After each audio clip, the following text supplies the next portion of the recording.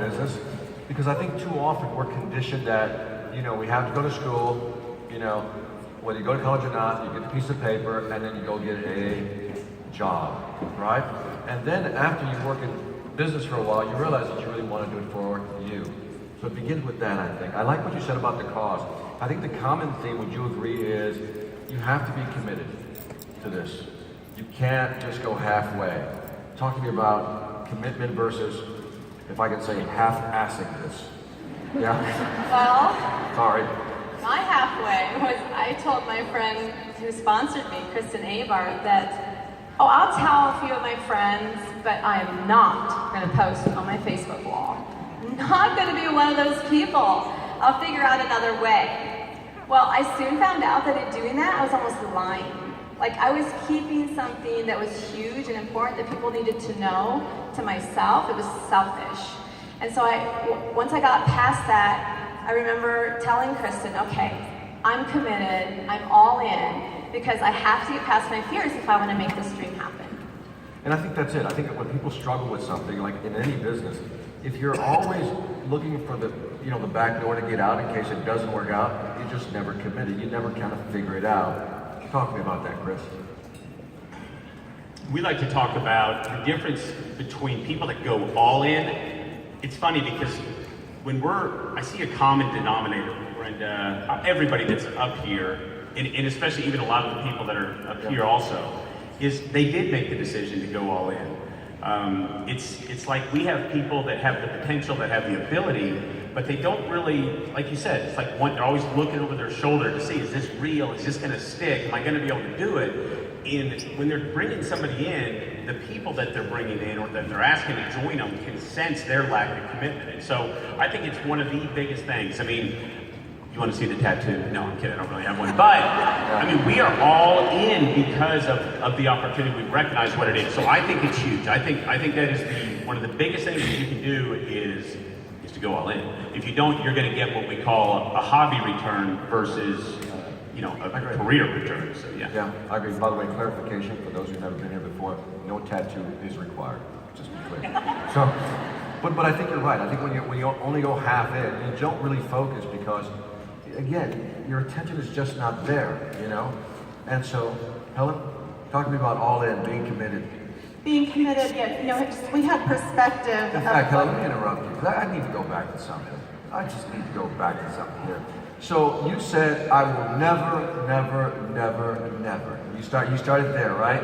And then you jumped into, revelation, right? So somewhere in the middle, there's a gap. Talk to me about what happened. First of all, why did you say never, never, never? And then one more time, the moment when you realized, this could work.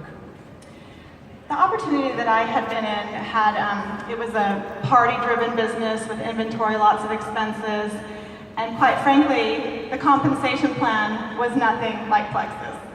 So we worked really, really, really hard, and like I said, 2 steps forward, 3 steps back, and there comes a point after 16 years when I still can't earn the top trip, just working so hard, and so, it was just like, I need to, there was that pivotal moment in my life. It's like, if I don't get out now, then I'm going to spend the rest of my life still chasing this opportunity that seemed to just always be eluding me. What I felt I deserved for the hard work that I put in, weeknights, parties, weekends, working away from my family, when the principles that I wanted to live from were God first, family second, and career third. I felt that the only way I could get ahead in that particular opportunity was career first, career second, career third. Yeah, and I think the company offers what I call a very generous compensation plan. Because it's, everybody in here wants to do well, we want to help society, we want to help other people. But man, we got bills to pay, am I right? You got to pay bills, you got to put money away, you got to pay your debt down, money for kids for college, that whole bit. So I think the compensation plan, looking at that is always important. Anything on that, Sheila? Well, it's interesting because we had no proof of anything when we first got started. There was no check. Right. There was really no knowing whether or not the business part was going to work. But what we did have was products that worked. And we put all of our faith hopes and dreams into that product because my thought was, if it helped me and a couple of people that I knew, what would happen if it really helped the masses? And our commitment was, we've got to go out and share this product. We have to share the product to everybody all the time, as many people as we could. Because I was like Brenda, I used to joke about, we were keeping it a secret. I mean, you know, it wasn't fair to everyone else for the results we were getting. They just wanted to know what we were doing. So when I retired from the other business, that's where my commitment kicked in. Because I had been kind of just, you know, using the cause to help benefit my other business. But when I thought, you know, if I'm going to do something with this company, I've got to really commit. And my commitment day was the day that I retired from the other business and said, you know, I called the executives and I said, I'm all in. I'm going to do this full time. It was December the 15th, 2009, and I thought, well, I'm going to take a 2-week vacation first because it was holiday time. But January, I was going to kick in, and so it was interesting because that's exactly what I did. I didn't think about the past. I put on blinders, and I just went out and started sharing the product with as many people as we could. I mean, So during this new decision, what did your husband say? you know what? It's interesting because for you guys that know Ray, he's the quiet one. I'm the one that talks all the time, but just kind of the opposite of you and your wife, right? And Yeah, so, we're both quiet. oh yeah, right. And but you know what? Ray has always had belief in me, so I think that's what helped was because he just thought if you're that committed to this company, and of course he's seen the health change in me, right? And he's seen the health change in our dear friends, Coach and Patty, and so it was like he was all on board because he said, I think you've got something here. I think this is what you've been looking for. Right. And it really, really was. And he's very grateful today because he retired several years early Is he here? because of my Is he here? Plexus career. Is he here? Oh yeah, he's here, right here on the front row, taking a picture. Now, by the way, I got to ask a question between us. Okay. We won't share it, just amongst us on stage. At what point did you start making more money than him? March 2011. Love it. What was his reaction? Go for it. Damn, was that? Yeah, he doesn't have any Dude, problem. man. He doesn't have any problem with me making more money than him. In fact, he likes the idea of me making more money than him. Personally, I love the idea. I love the idea. Yeah, he's all in. Yeah. He's all in. I want to be a kept man.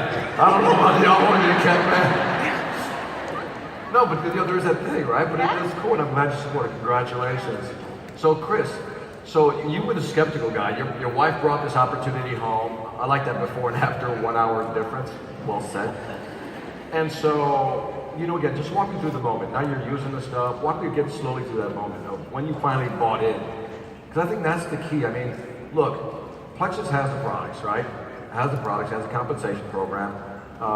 Good management running the company. They're really nice people. Carl, Alec. I'm not saying that. If you know Alec and Carl personally, nice people. Just good management, right? So knowing all that, right? It's like, you know, when was that moment for you? What finally had to happen? Was it the check that you finally saw? What was it? The check was huge, literally, no, I'm kidding, but it was a big moment where I thought, yeah, this is real money, this is a real opportunity. But the real, to me, the thing that really changed everything is when my doctor started giving me just rave reviews. Like my lab, oh, it was crazy. And then I had a couple of customers that were also his patients, and he started asking me more questions about the product, says, hey, bring me a copy of the Pink Drink stuff again. And so right then, like in the back of my mind, like my idea of what network marketing was all about the money. It was, we're going to put a tub of powder in front of us, we're all going to sit around, and whose turn is it to buy it, and so we can all make some money. Plexus it was so different because we did not strategize trying to get people to try the product. I mean, you know what I'm saying? It was like, we would just say, they would say, well, what are you doing? And you were here a month ago to get your hair cut, you weighed 265 pounds, and, you know, they didn't literally know, but they could see a difference, you know? And so I was just saying, go get it.